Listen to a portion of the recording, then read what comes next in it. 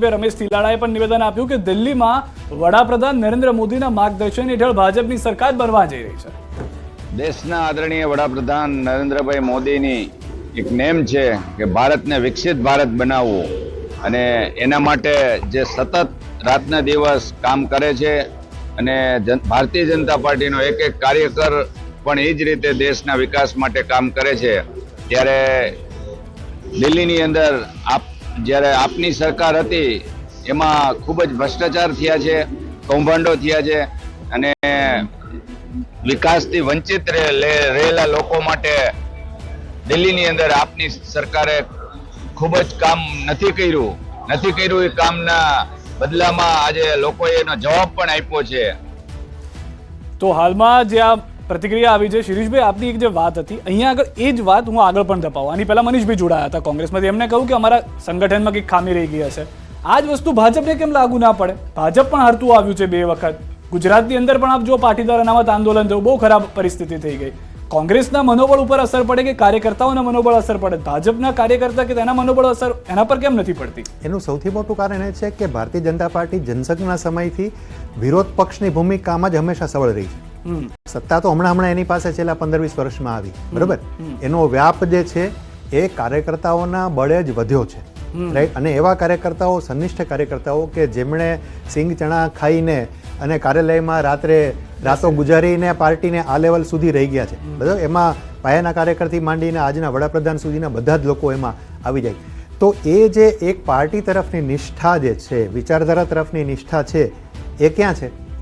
એ જે કોઈ પાર્ટીમાં છે, કે જે પછી કોંગ્રેસ હોય, આમ આદમી પાર્ટી હોય, XYZ કોઈ પણ પાર્ટી હોય, એ કાર્યકર્તાઓની અંદર એ નિષ્ઠા હોવી જોઈએ, સાથે એવું નેતૃત્વ હોવું જોઈએ કે જે કાર્યકર્તાઓને પણ દિશા નિર્દેશ આપે અને એવી વ્યવસ્થા હોવી જોઈએ કે કાર્યકર્તાઓ પણ ટકી જાય, નેતાઓ પણ ટકી જાય, એક સારી સરકાર પણ બને. આ બધાનું એક પ્રોપર કોમ્બિનેશન, એટલે સરકાર અને સંગઠન એ બંને વચ્ચેનું એક સરસ કોમ્બિનેશન થવું જોઈએ. એ થાય તો તમારો ગોલ જે છે તમે આગળ વધારી શકો. કોંગ્રેસના કેસમાં ગુજરાતની વાત કરીએ તો પ્રોબ્લેમ એક જ છે, આપણે જોઈએ છે 30-32 વર્ષથી એની પાસે સત્તા નથી. એ વિરોધ પક્ષમાં જ રહ્યો છે અને સતત વિરોધ પક્ષમાં રહ્યો છે અને એના દુર્ભાગ્યે દર વખતે ભાજપની બેઠકો વધતી ગઈ છે. અને ભાજપની બેઠકો વધવી એનો મતલબ એ કે કોંગ્રેસનું ધોવાણ થવું, બરાબર? કોંગ્રેસ જો લગોલગ રહેતી હોય ને ભાજપની, તો એનો અર્થ એમ થાય કે કોંગ્રેસ માટે હજુ પણ ચાન્સ છે, પણ દર 5 વર્ષે કોંગ્રેસની બેઠકો ઘટતી જાય છે.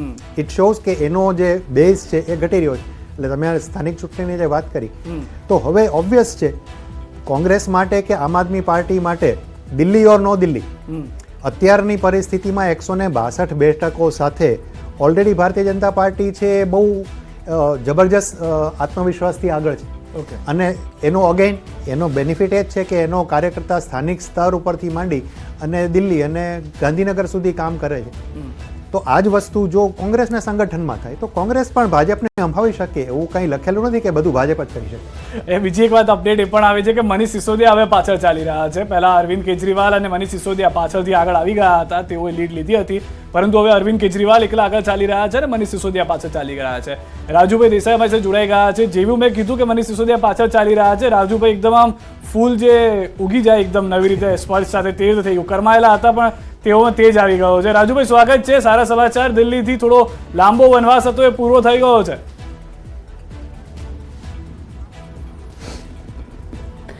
સિદ્ધાર્થ, કરમાવાની તો કોઈ પ્રશ્ન નથી હોતો અને વારંવાર ભારતીય જનતા પાર્ટીનું જે અમારા પક્ષનું નિશાન છે, કમળ છે ને, હંમેશા ખીલતું રહ્યું છે. હા, ક્યાંક થોડું લેટ ખીલ્યું હશે પણ ચોક્કસ ખીલશે આખા ભારતની અંદર. અને જે વિઝનથી માન્ય વડાપ્રધાન શ્રી નરેન્દ્રભાઈ મોદીનો સંકલ્પ છે વિકસિત ભારત, એની અંદર આ દિલ્હી છેલ્લા 26-27 વર્ષ પછી આજે સહભાગી થવા જઈ રહ્યા છે. દિલ્હીની જનતાનો ખૂબ ખૂબ આભાર માનું છું કે જે રીતે એમણે વ્હાઇટ વોશ કરવા જઈ રહ્યા છે આમ આદમી પાર્ટીના જે કહીએ ફરજીવાલ અને આપદા આખી જે ગેંગ છે, જે કૌભાંડીઓથી ભરેલી છે, જે લોકોએ, અને આ લોકોને સિદ્ધાર્થ જ્યારથી એ લોકો પોલિટિકલની અંદર જે રીતે એમના પક્ષ સાથે આવે ને જે રીતે ગુજરાત હોય કે કોઈ પણ રાજ્ય હોય કે દિલ્હી હોય કે પંજાબ હોય, ત્યારે હું અવારનવાર ડિબેટના માધ્યમથી આપની જેવા એમની સાથે કહેતો હોઉં છું, આપણી પ્રતિષ્ઠિત ચેનલો સાથે કહેતો હોઉં છું કે આ લોકો પોલિટિકલ ટુરિસ્ટો છે. ક્યારેક આવ્યા છે ને ક્યારેક જવાના છે, એમનું ફાઇનલ છે કે એમનો આ લાંબો આખો એમનું આયુષ્ય પક્ષનું નથી. અને એ જે ધ્યેય અને સંકલ્પ સાથે આવ્યા છે કે તમે જો રેવડી બજાર મફતનું કલ્ચર આખા ભારત દેશની અંદર કોઈ આખું ઊભું કર્યું હોય અને જે લોકોને ગુમરાહ કરવાની તૈયારી કરી હોય, તે આ જે ફરજીવાલ છે, આપદા આખી ગેંગ છે, આપની પાર્ટી છે, આ લોકોએ આખા ભારત દેશના વિઝનને અને આખા ભારત દેશ શું છે એની પરિસ્થિતિ કશે એમને ખબર જ નથી. અને રેવડી કલ્ચર મફતનું વાટીને વીજળી મફત, પાણી મફત, આ બધું તમે જુઓ અને એના ભરમાઈને લોકો જાગૃત થઈ જાય. લોકોને ધન્યવાદ હું આપું છું કે લોકો અત્યારે હાલમાં જાગૃત થઈ ગયા છે અને જે રીતે એમને 10 વર્ષ આપ્યા હોય કે હું તો કહું અત્યારે સત્તા અને આવનારા દિવસોની અંદર પંજાબની અંદર પણ હું કહું છું જે રીતે દિલ્હીની અંદર પરિવર્તન આવ્યું એ પંજાબમાં પણ પરિવર્તન આવવાનું છે. અને આ નામશેષ થઈ જવાની છે આ પ્રજાતિ જે આ પાર્ટી છે અને જે ફરજીવાલ છે આ બધા નામશેષ થઈ જવાના. પોલિટિકલ ટુરિસ્ટો એટલા માટે કહી રહ્યો છું કે એમની પાસે કોઈ સંકલ્પ પત્રની સાથે આખા એજન્ડામાંથી કોઈ સારું એવું કાર્ય બતાવવા હતા કે જે કર્યું. કૌભાંડ સિવાય હોય, 33 કરોડનો મહેલ હોય, દારૂની પાર્ટીઓ હોય. અરે સાહેબ, તમે જે રીતે કોઈ પણ રાજનીતિક પાર્ટી હોય તો એનું વિઝન હોય છે અને લોકોની સુખાકારી, નાગરિકોના દિવસે ને દિવસે એમાં સુખાકારી જોવા મળે, એમનામાં વિકાસ જોવા મળે અને શાંતિથી જીવન જીવે, હળી મળીને ઉદ્યોગ વેપાર કરી શકે એવું વિઝન હોય કોઈ પણ પક્ષનું. પણ આમનામાં એ બાબત શૂન્ય છે સિદ્ધાર્થ. એટલે જ્યારે પણ હું વારંવાર કહેતો આવ્યો છું કે પોલિટિકલ ટુરિસ્ટોને લોકો હવે ઓળખી ગયા છે અને ખૂબ ઓછા સમયની અંદર આ એકદમ ધ્વસ્ત થવા જઈ રહ્યા છે એ આ આપદા પાર્ટી છે.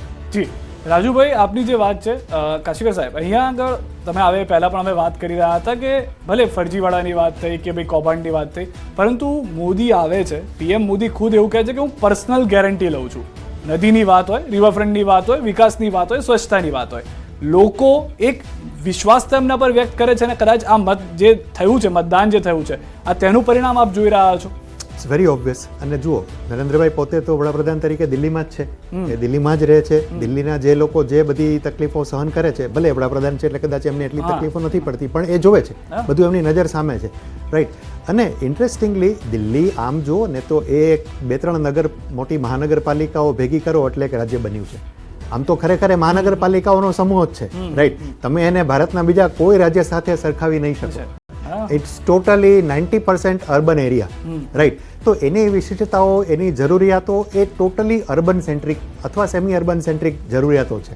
તો એમાં લોકોને જે જોઈએ છે એ ઠીક છે. સર, 1 મિનિટ માટે રોકી રહ્યો છું, પ્રતિક્રિયા આવી રહી છે આમ આદમી પાર્ટી તરફથી. કારણ કે એટલી હદે આ લોકો બધા પોતાની પ્રાઇવેટ સ્કૂલો કરી નાખશે. ભાજપ પણ ટાપીને બેઠા છે. ભાજપને ત્યાં ચૂંટણી જીતવી નથી, એમ તો એલજી છે જ.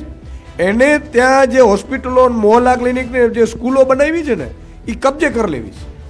એટલે આ બધા ખેલ છે. ઈસુદારભાઈ, અત્યારે પણ બીજેપી તરફ રુઝાન છે તે આવી રહ્યા છે.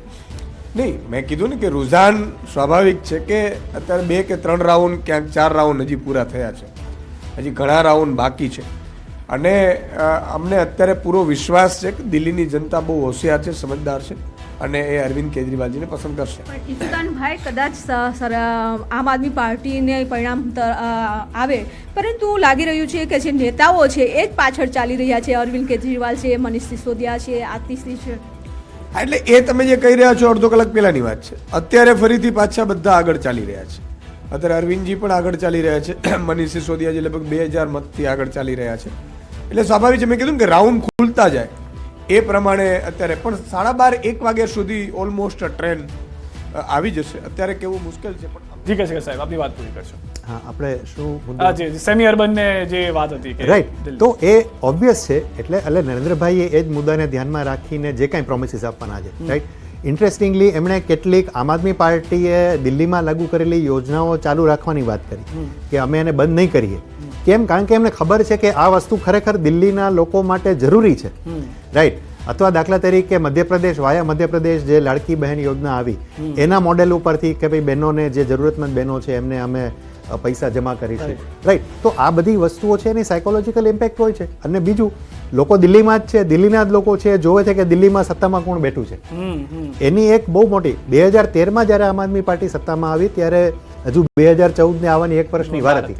અને એ 1 વર્ષ પછી ને વચ્ચે 10 વર્ષની અંદર યમુના ને ગંગાજીમાંથી બહુ બધા પાણી વહી ગયા છે, રાઈટ. એટલે આમ આદમી પાર્ટીનો જે કોન્ફિડન્સ હતો એ કોન્ફિડન્સ ધીરે ધીરે આમાંય ઘટતો ગયો અને છેલ્લા 2 વર્ષમાં જે બધી ઘટનાઓ બની એને કારણે તો એનો કોન્ફિડન્સ બિલકુલ તળિયા ઉપર જતો રહ્યો. એનો અને બિલકુલ ફાયદો જે છે ભાજપે લીધો. અને લીડરશિપની પણ વાત આવી ગઈ કે ભાઈ